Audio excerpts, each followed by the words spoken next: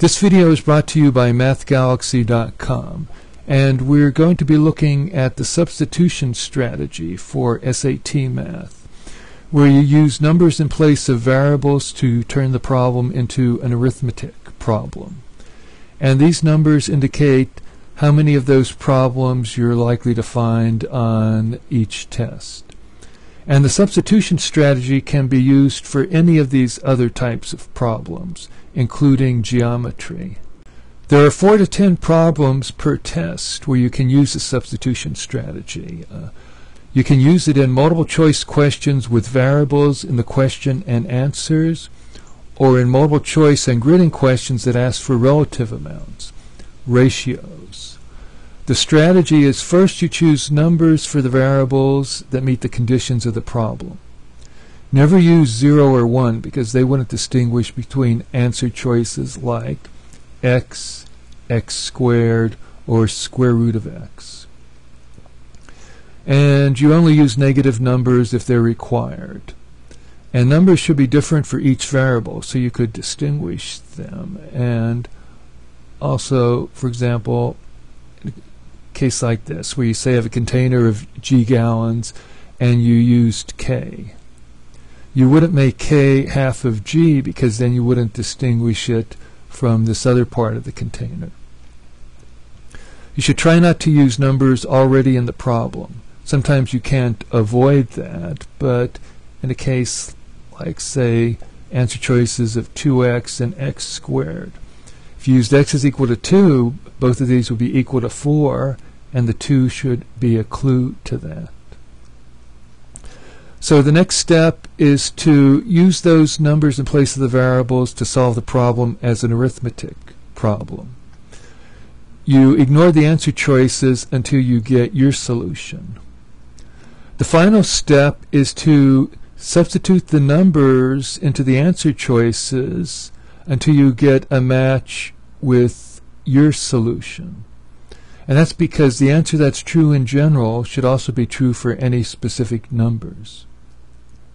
In some cases, choosing numbers that meet all the conditions of the problem may take too much time. For example, you have to make the left-hand side of an equation equal to the right-hand side. In that case, it's not a good idea to turn into an arithmetic problem, but you can still use the numbers to set up the algebra solution. These are problems in the College Board's official guide, the SAT Blue Book, where you could practice the substitution strategy. The notation here is, for example, in Practice Test 1, this is Section 3, Problem 19, Section 3, Problem 20, Section 8, Problem 10, and so on. And you may want to say some of these to do complete tests. 1, 2, and 3 seem like newer tests, but on the others, you can use to practice the substitution strategy. Let's look at some examples of the substitution strategy. Here you bought B books, paying P dollars for the first K and R dollars for the rest. What was your total cost in terms of BP, K, and R? If you want to try this on your own before looking at the solution, you can pause the screen now. Okay, first, let's choose some numbers. Let's say you bought 12 books, paying $10 for the first 5, and $8 for the rest. So we have different numbers for each variable. We didn't use 0 or 1. Okay, and in terms of problems, if you cross out the in terms part, generally those are variables you want to choose numbers for. And what's left becomes the arithmetic question. What was your total cost? So let's calculate that. So $10 for the first 5. And then $8 for the rest. Well, out of the 12, we paid for 5. So the rest is 7. So our total cost was 50 plus 56, or 106. So that's our target. here we're going to go through these systematically, but on the test, if you have an idea that one solution is more likely, you'd go to that first. Okay, so let's look at A. P is 10 times B. Okay, well that's already too high. Next, P times K, 10 times 5. Okay, that looks a little like our arithmetic solution. Plus 8 times 12. 96 plus 50, too high. And also note here that you're paying for the original 5 all over again. Since the PK looks promising, let's go down to D. So that's 10 times 5 plus 8 times 12 minus 5, which parallels our arithmetic solution, which is 50 plus 56. So that's our answer. So again, it isn't a gimmick, because the answer that's true in general also has to be true for any specific numbers. Let's look at another problem. Again, you may want to pause the screen and try this on your own before looking at the solution. Okay, so here y is equal to 3 to the x. Which of the following is equivalent to 9 to the x plus 3 to the x plus 1? Let's choose x is equal to 2. 2 is often a useful number if it isn't in the problem. So 3 squared is 9. So this gives us 9 squared plus 3 to the 2 plus 1, or 3 cubed. So that gives us 81 plus 27, which is 108. So that's our target. Okay, so let's see here. Y squared 81 plus 9 is 90, so that's not it. Next, y squared 81 plus 3 times 9.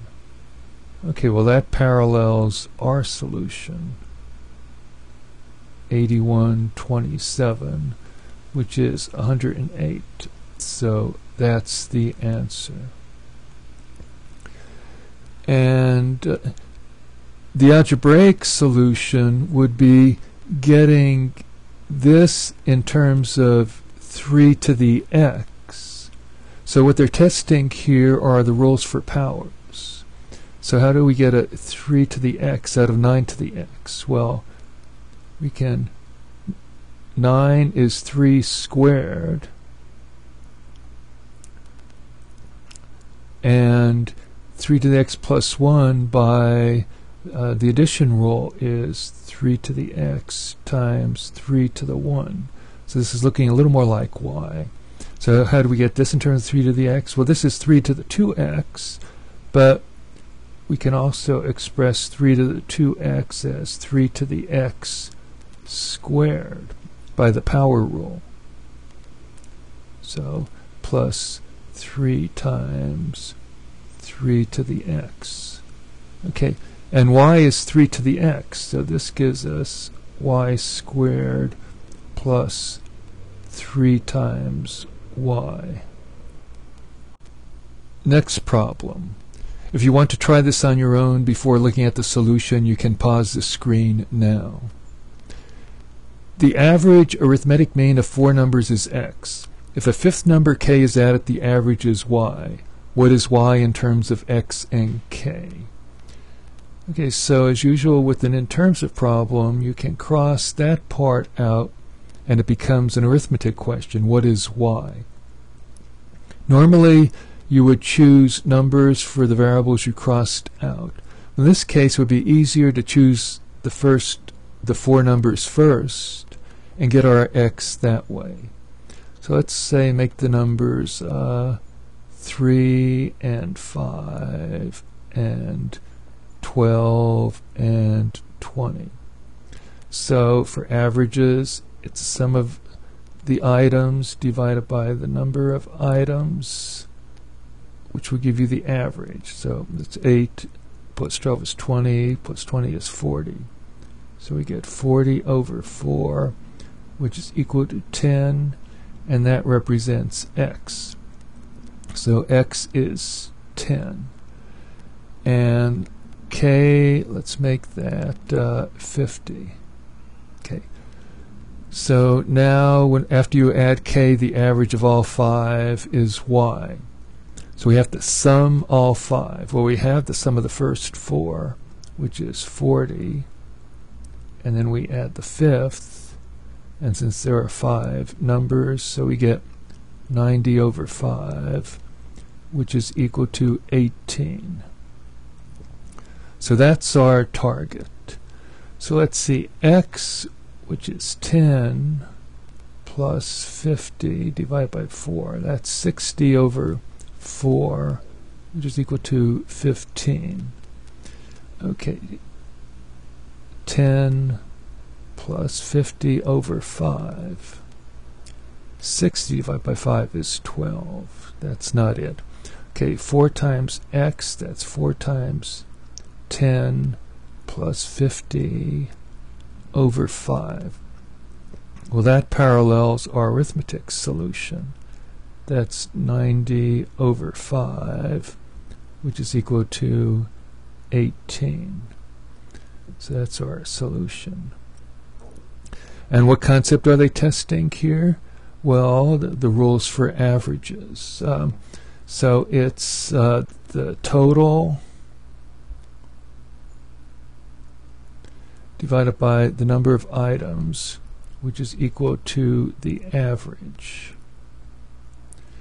Okay, and as often makes a difference in average problems, you can get the total by the number of items times the average. So in this case, the number of items is a constant 4, and x is the average. So 4 times x is the total for the 4 numbers.